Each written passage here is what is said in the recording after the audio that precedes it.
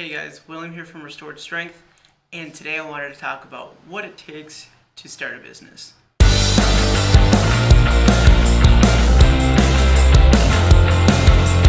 So, this is more of a video of what it took for me to get my business almost started. I'm still in the process of it. I'm close towards the end, just waiting on paperwork and legal stuff. Someone had mentioned to me is that they really have been enjoying the videos for those who have been wanting to start their own business and kind of wondering what it takes. And I'm not here to give legal advice. I'm not trying to advise you into doing this and doing that. It's more of and how I got my business started. What I took to start my business started off with how I wanted to identify myself, who I wanted to be, and what I wanted to represent. So with that, I started putting my philosophy of training together. I started putting what systems I believe work best for training. What initially just comes down to what you feel is best and what you believe in.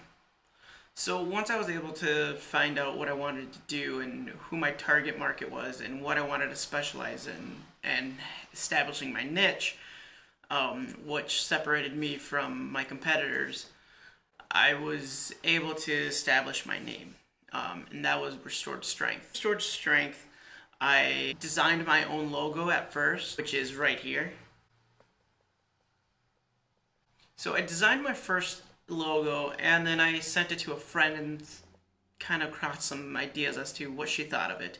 Well, that friend, Casey Marcel at CrossFit Electus in Alexandria, Minnesota, was awesome enough to design my logo, which is now what you see when you look up Restored Strength, which is right here.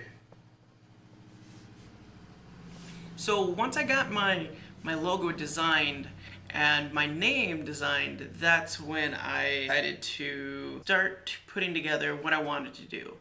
And that was to open a business. So next came along was what services I wanted to offer and how I wanted to conduct those services. So personal training and group fitness classes, semi-private, private,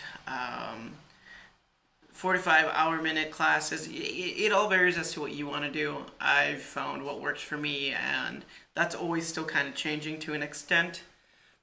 But that's what you would want to do next, is kind of finding out what you want to offer and how you're going to offer it. So from that point, once you kind of got that idea played around with, next you're going to want to find out if there's a need in your area. So for where I am at, there's definitely a need and there's not much competition.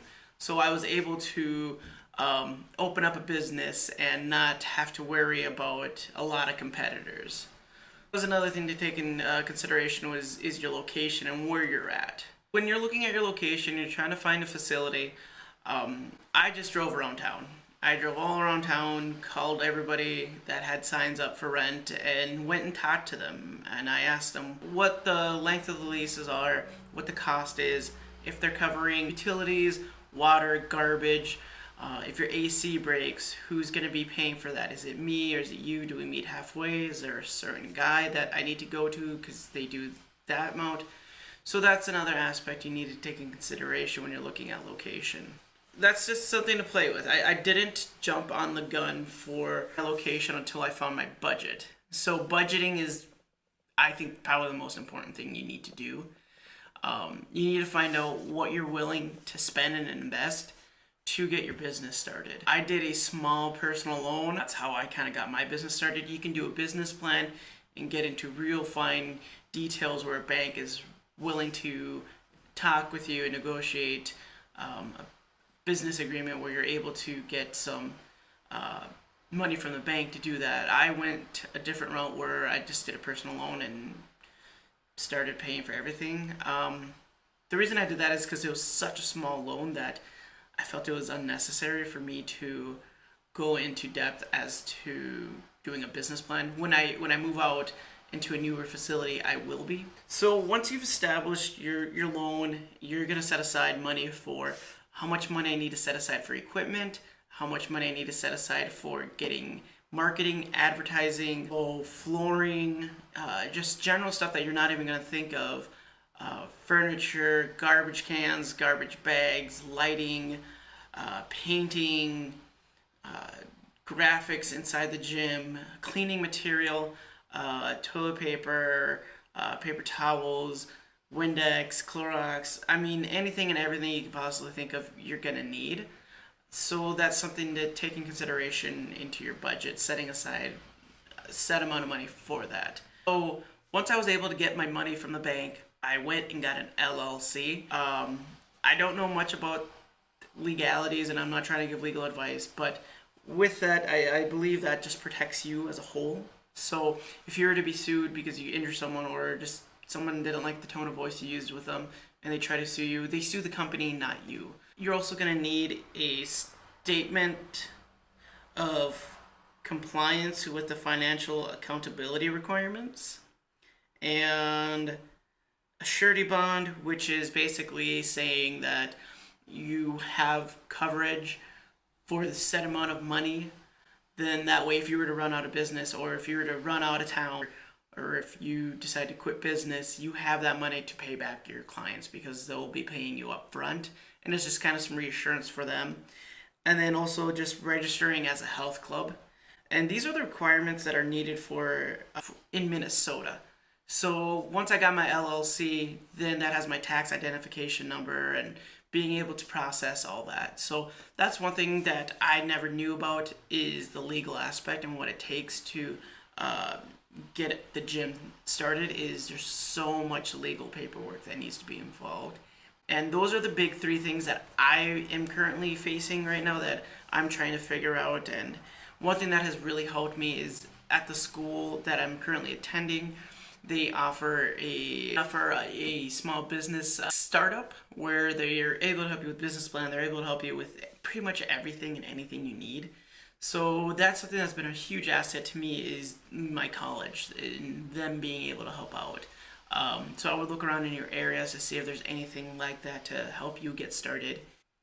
Other aspects are insurance you need to take in consideration, internet, utilities, registering the LLC. Where I went to that was LegalZoom.com, and that really helped out with getting all the paperwork finalized and getting it all registered. So then when it comes back to me, I just fill out the rest of the paperwork that I listed off, send that back to the state, and wait for them to file that. And then once that is filed, I'll be able to start my business. So again, it's tough work, not only just the physical aspect of getting all the stuff in and the materials, but just the mental aspect of having to file paperwork after paperwork after paperwork. So again, hopefully this can help you guys. The big things to look for is a surety bond if it's required in your state, registering with the state, and the health club requirements.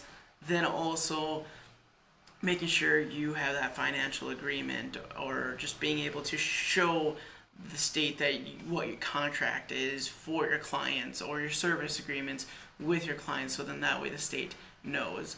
There's a lot of other tedious things you need to do, which is accounting, taxes, but it's all as to who you know and who you can talk to about getting that serviced for you. Again, hopefully guys, this can help you out if you're starting a business. I'll update you more when I find out more about my business and what it takes to get it started. So again, thank you guys for watching, and I'll keep you guys updated on everything that's been going on.